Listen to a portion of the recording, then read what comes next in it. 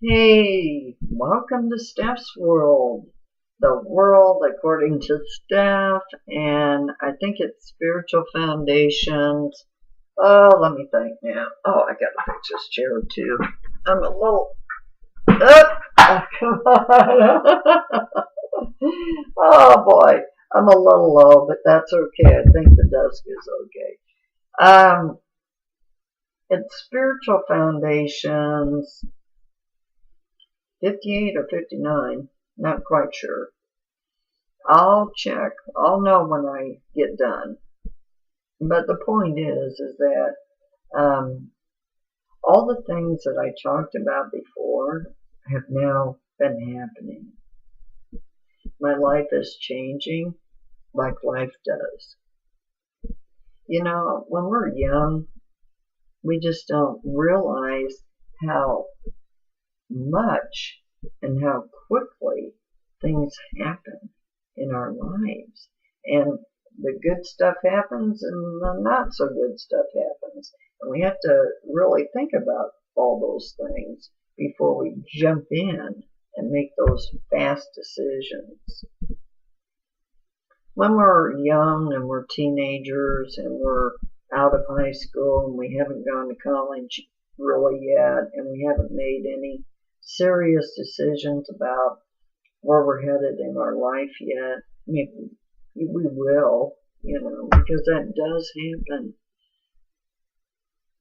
But maybe we have a child. Sometimes things can come to us that appear to be a miracle. Oh my goodness, I've got a wonderful job offer. But where did we meet that person and where do we hear it? In a bar. In a bar. Now, some people might say, well, what's wrong with that? Well, truthfully, I've had a lot of experience in bars, and I can tell you right now that I have never, ever had anything very positive and wonderful occur in a bar. Never. But people have to learn their own lessons in life. All we can do is try to give them some insight or some wisdom or some direction. And so that brings me to this. I want to start calling some of my videos the world of light and love. Because I want to focus on that. I want to focus on what's going on in our world today and what I feel is out there, but it's not as deep and as much as it needs to be. So I'm going to try to help a little bit. I really am. Now, if you saw my other video that I did in my office, this is my office, and looky here, I've got two bookshelves, and I've got a little thing over there that's sweet, and I've got another computer in here, and oh yes, this is hard to do, but here we go. There is my son's picture box that my daughter made for me. And, I'm so grateful to her. And when I first got it, oh my goodness, I couldn't take my eyes off of it, and I loved it. And it was wonderful. Absolutely wonderful. And I cherish it. And it's going to go up behind me, up on the wall, in between the two bookshelves. Now, one of the bookshelves is going to be a lot of the books that I went to college with. They're going to be worldly books, okay, educational books. And they're going to go back a few years. A lot of them are going to have programming. There's going to be a lot of programming stuff in there. Why? Because I used to be a programmer. Okay? A lot of database information. My mind almost works that way, like a big old database. It just captures information and it throws it into this database or that database, and it just sits there for a while until I need to use it, and then I pull it out of that database, and everything in that database is related. Make sense? Okay, so anyway, getting back to the shelves. They're getting full, but as I go along, I just got them yesterday, and I already put a whole bunch of stuff in there, and I'm really excited about it. My home is finally becoming the home I've wanted it to be. Now, that brings us to something. Let's say that we've written down something that we truly want in our lives. Maybe it's peace, serenity, love, and a place for there to be that comfort and love, for it to be the home that we love to live in, that we are so comfortable that every room means something special to us, but it's all wonderful and just, it's not a material thing. And yet, the material and the spiritual come and they meet. They meet. Now, I don't know if that makes sense, but I hope it does. I really do. You know, I'm going to talk about love and light today, but I'm also going to talk about, I'm going to read something too, as I always do. Steph the reader. Well, the thing of it is, I don't know if anybody's seen one of these books, Dear Mom books. Well, my daughter bought me this, let's see, probably for Mother's Day, a gift. See? Your loving daughter, Rachel. Happy Mother's Day, 2003. A beautiful gift. I cherish it. Even today, 10 years later. And I look in there and I look through this book. It says, Dear Mom, thank you for everything. Dear Mom, thank you for everything. Boy, does that mean why? And then, if I continue, I just love the way they did this, okay? Look at this little fella. And it says, all that I am or hope to be, I owe to my angel mother. And it was said by Abraham Lincoln. That's who said it. And then this picture right here of the little guy right here, it says underneath there, Mom, the other day I was rubbing my belly button and it really made me stop and think. And then the next page, it says, wait a minute. Okay, here's the next page, right? Next 2 pages. Stop and think. What a funny little reminder of such an important connection. A connection.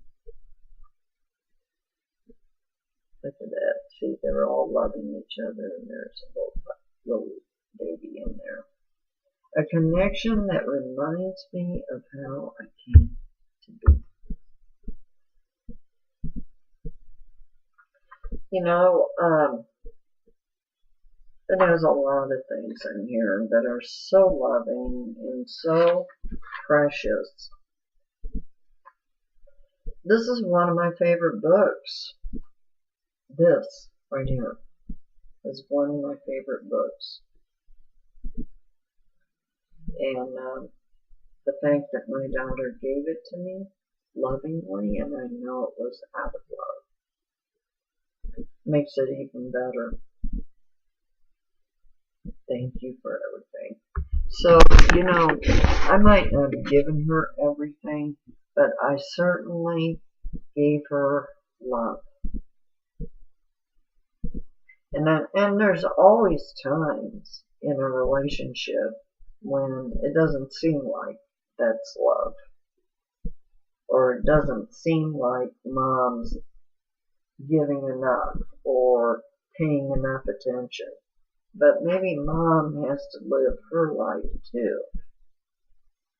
We can't continually carry our papooses all their lives. We just can't do that. I carried my children with me wherever I went when they were little, and that's no lie.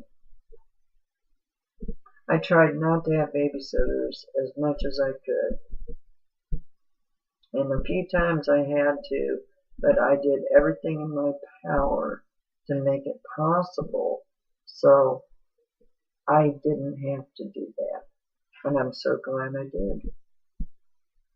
My children learned from that.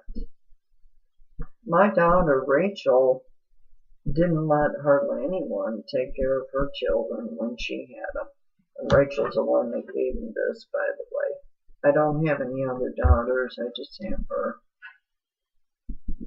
But I think if my son Matthew had ever had any children, he might have been a really protective father in that way.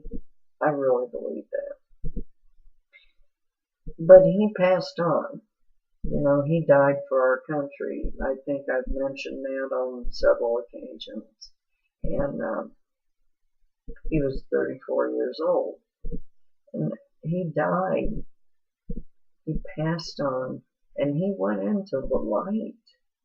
The light that very few of us have ever seen.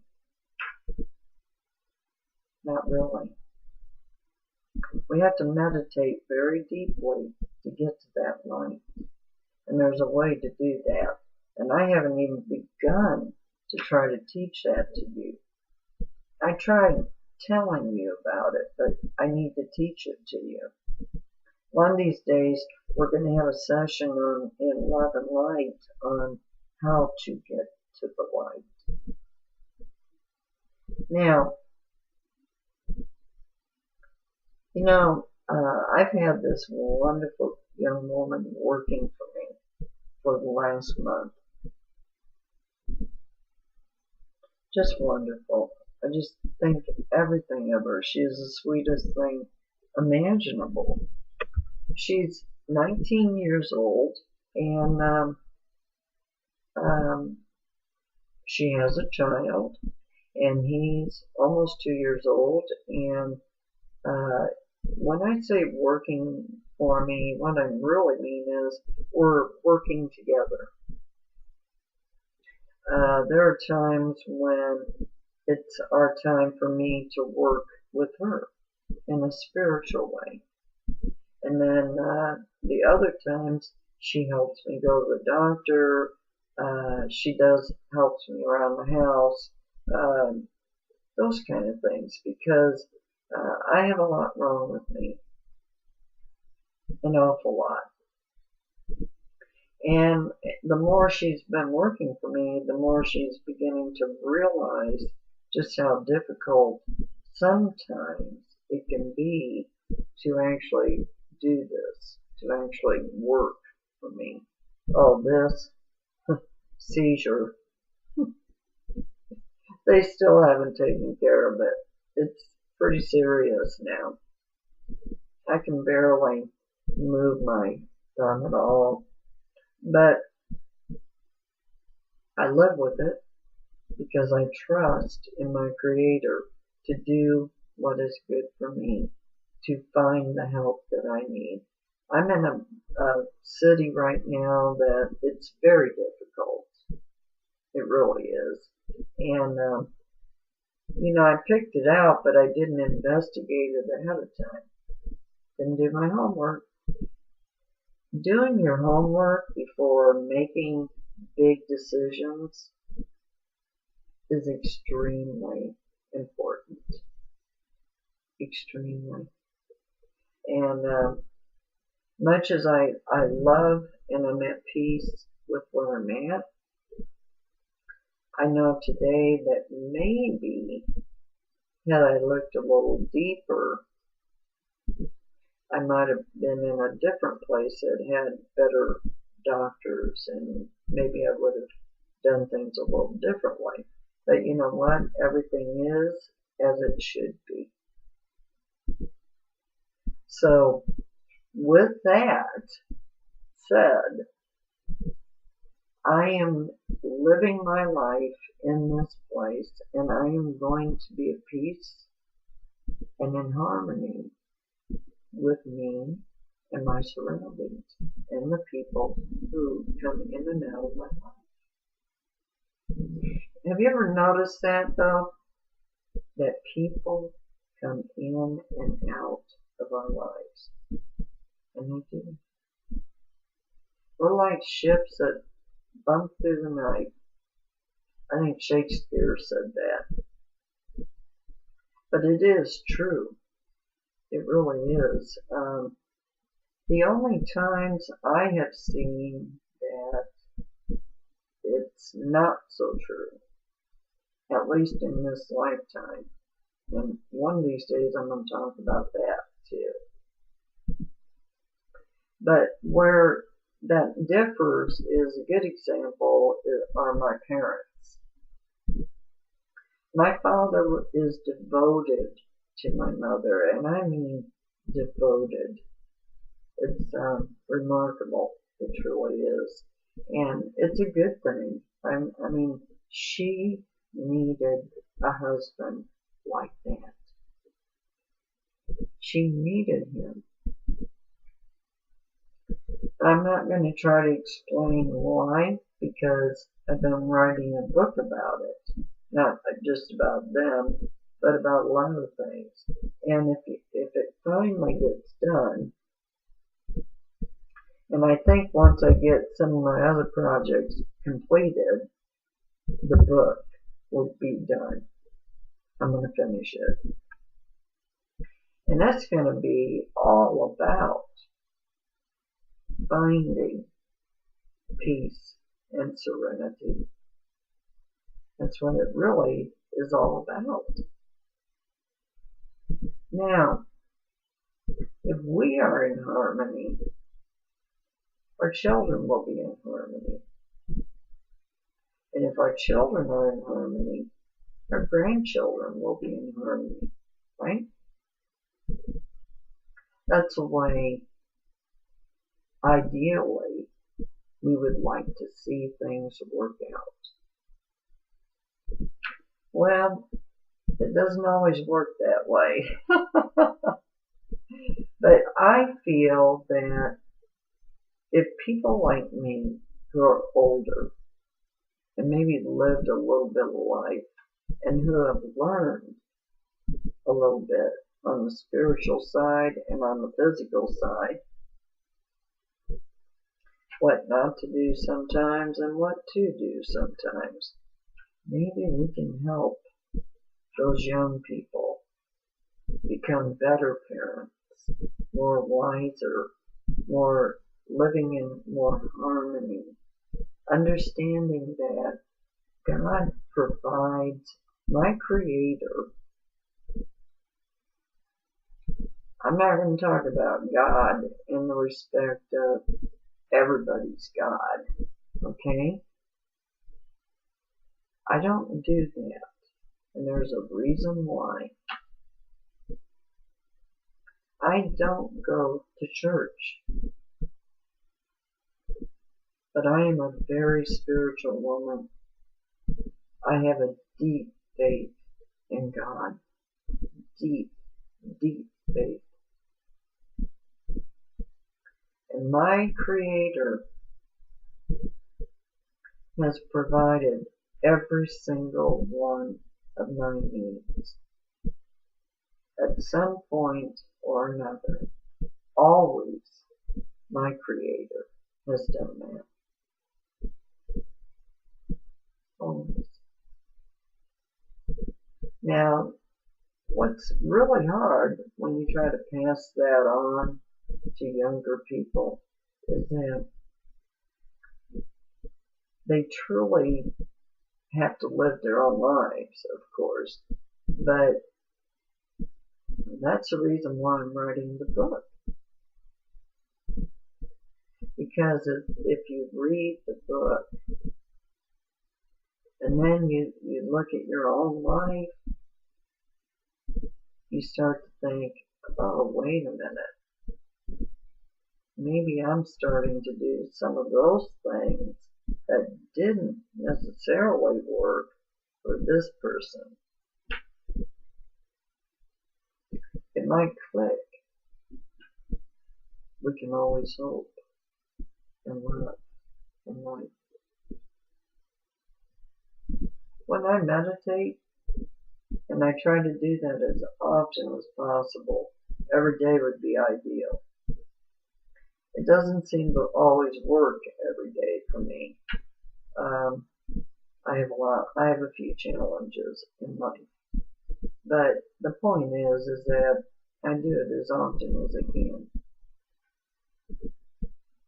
And when I do it, it usually lasts a good hour at least.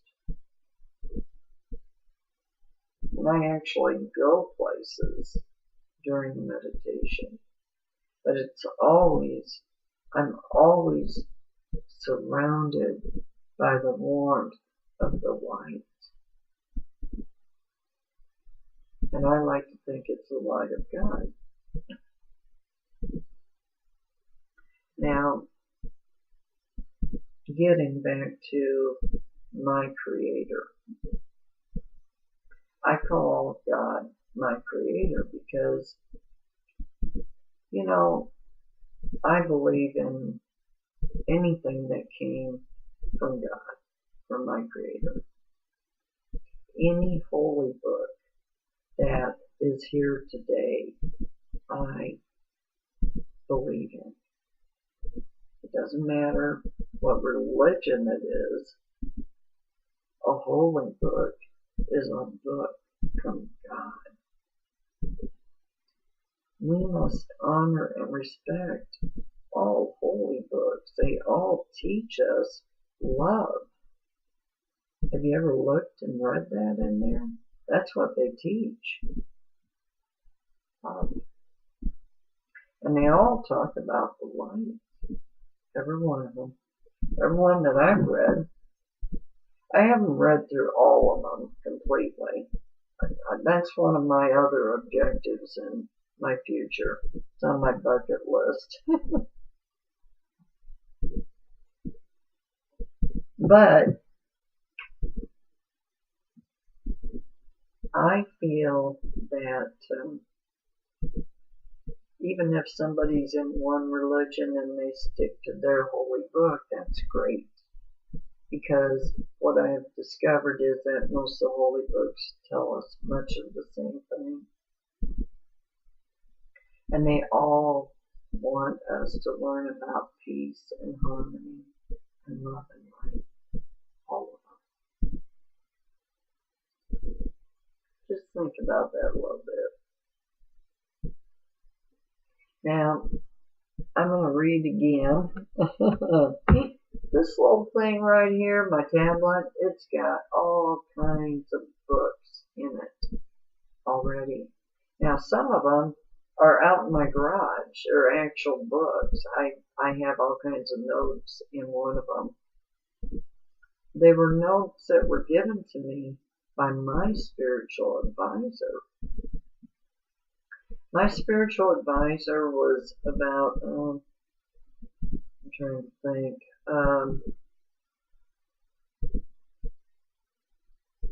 I think she was about 15 years older than me or so. And the last time I saw her, she told me that she had taught me everything she could possibly teach me, and that of course, I had a lot more to learn. That is forever. You know, I learned this, definitely. We can never learn everything. It's impossible. Anybody will tell you that. Any educated person, any doctor will tell you that. We're constantly learning in every way. And that's one of the things that I hope that I did pass on to my daughter. I think I did. I really do. So, let me read a little to you. I'm going to start in a very partially at the beginning of this book, because it's chapter 1 of Sermon on the Mount, and it's the key to success in life, and we're going to start at the beginning. I've been jumping around, and I'm going to stop doing that. I think it's very important to start here. It's chapter 1. What did Jesus teach? Okay? Jesus Christ is easily the most important figure that has ever appeared in the history of mankind. It makes no difference how you may regard him. You will have to concede to that. This is true whether you choose to call him God or man. And if man, whether you choose to consider him as the world's greatest prophet and teacher, or merely as a well-intentioned fanatic. See, I got a hair on there. Fanatic who came to grief and failure and ruin after a short and stormy public career. Short and stormy. It was almost chaotic, if you know anything about it, which I do. It wasn't chaos from Jesus. It was the chaos came from all the people that were in and out of his life. We can be in a harmonious, serene place and still have very chaotic people around our lives. It doesn't mean that we have to join in. Not one bit. Okay, so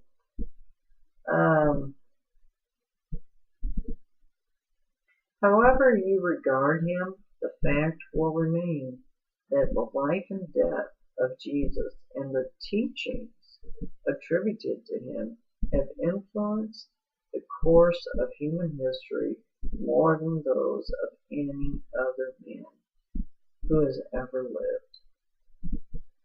More than Alexander or Caesar or Charlemagne or Napoleon or Washington. More people's lives are influenced by his doctrines, or at least by the doctrines attributed to him today. More books are written and read and bought concerning him. More speeches are made, call them sermons, concerning him than concerning all the other names mentioned put together. Yep, in over 2,000 years, the name Jesus the Christ, and I like to call it the Christ, but it doesn't matter because Christ, as we well know, means the anointed one, right? That's what it means. It's not his last name, guys. Okay, it goes on to say this. To have been the religious inspiration for the whole European race. Throughout the 2 millenniums during which the races dominated and molded the destinies of the entire world, culturally and socially, as well as politically, and through the period in which the whole of the earth's surface was finally discovered and occupied, and in its broad outlines shaped by civilization. This alone entitles him to the premier position in world importance. Yeah, I would say so. I don't think there's too many groups of civilizations that have not heard about this man.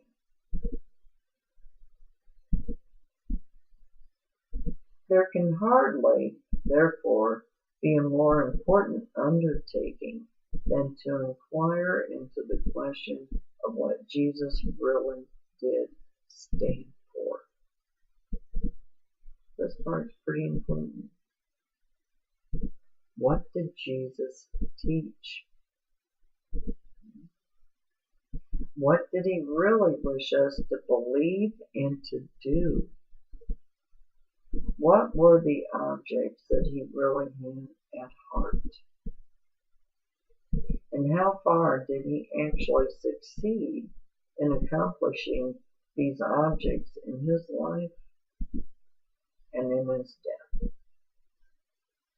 How far has the religion or movement called Christianity, as it has existed for the last 19 centuries? Remember now, this was written by a man who died the year I was born, and that was in the 50s, trust me.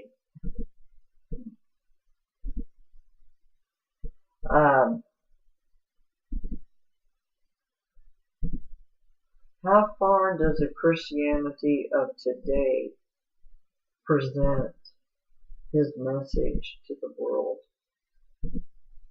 You know, that's a good question.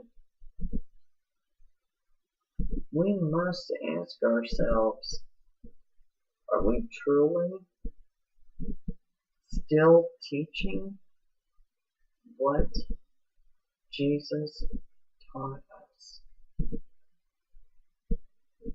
Are those preachers, those priests, or those deacons, or whatever you wish to call them, are they continuing to teach, to inspire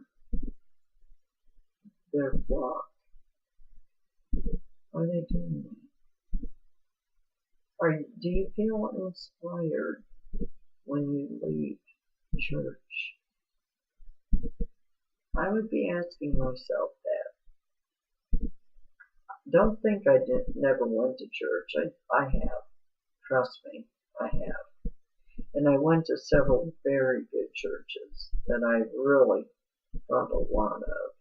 And I did come away inspired. I really did. Okay, so,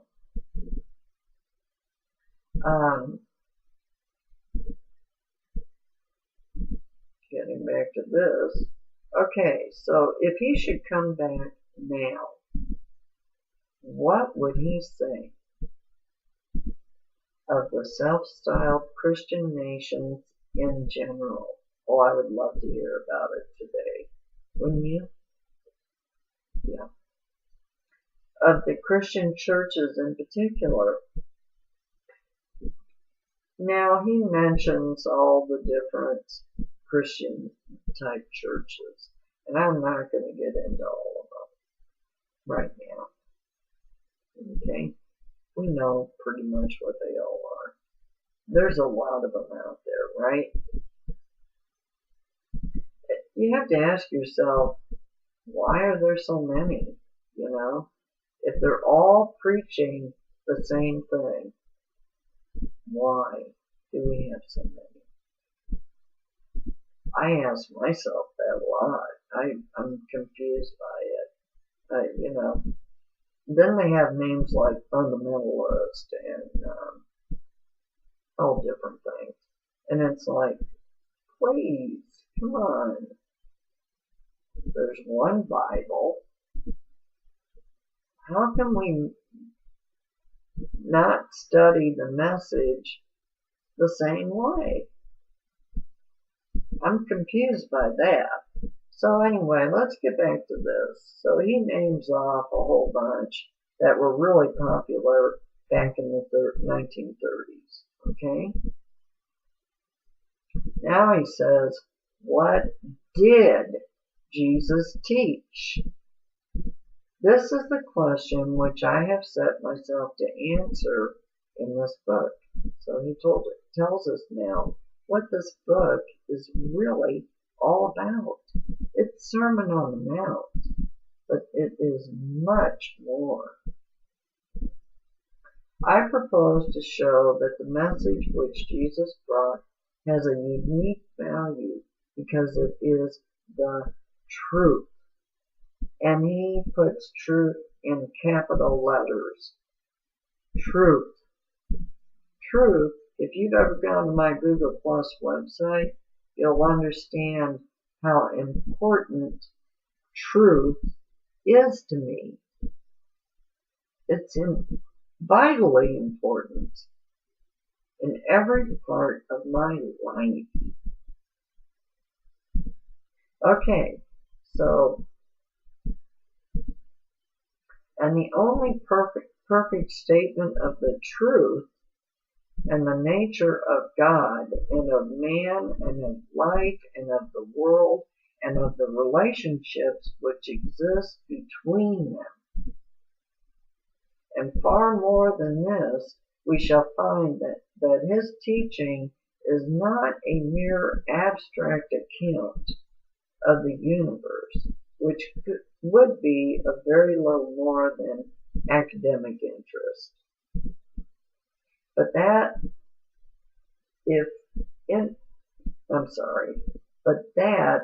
constitutes a practical method for the development of the soul and for the shaping of our lives and destinies into the things that we really wish them to be. I talked about that a little bit because I'm writing a book about one person's destiny, but the impact it had on so many other lives. We impact so many lives. All of us. Okay. So, Jesus explains to us what the nature of God is and what our own nature is. Tells us the meaning of life and of death. Shows us why we make mistakes. Why we yield to temptation, why we become sick and impoverished and old, and most important of all, he tells us how all these evils may be overcome. Yeah, we can overcome them. How about that? And how we may bring health and happiness and true prosperity into our lives and into the lives of others if they really wish for them too. We can do things for God. When I pray for God's will for me. That's right. The first thing that we have to realize is a fact of fundamental importance. After I tell you this, then I'm going to bring it to a close. Because it means breaking away from all the ordinary prepossessions of orthodoxy.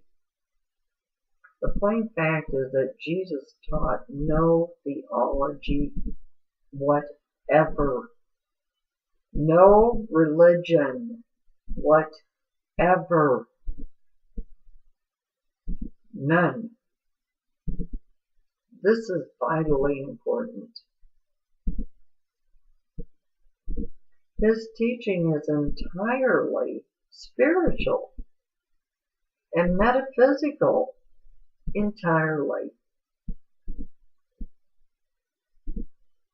Historical Christianity, unfortunately, has largely concerned itself with theological and doctrinal questions which, strange to say, have no part whatever in the gospel teaching. No part. It will startle many good people to learn that all the doctrines and theologies of the churches are human inventions, built up by their authors out of their own mentalities and foisted upon the Bible from the outside. But such is the case. There is absolutely no system of theology of doctrine to be found in the Bible. It simply is not there. Worthy people who felt the need of some intellectual explanation of life, and also believed that the Bible was a revelation of God to man through the natural conclusion that one must be within the other. And then, more or less unconsciously, proceeded to manufacture the thing that they wished to find. They did not have the spiritual or metaphysical key. They were not upon what is called the spiritual basis, and consequently, they sought a purely intellectual or three-dimensional explanation of life, and there can be no such explanation. I'm going to stop there for today, and we'll continue.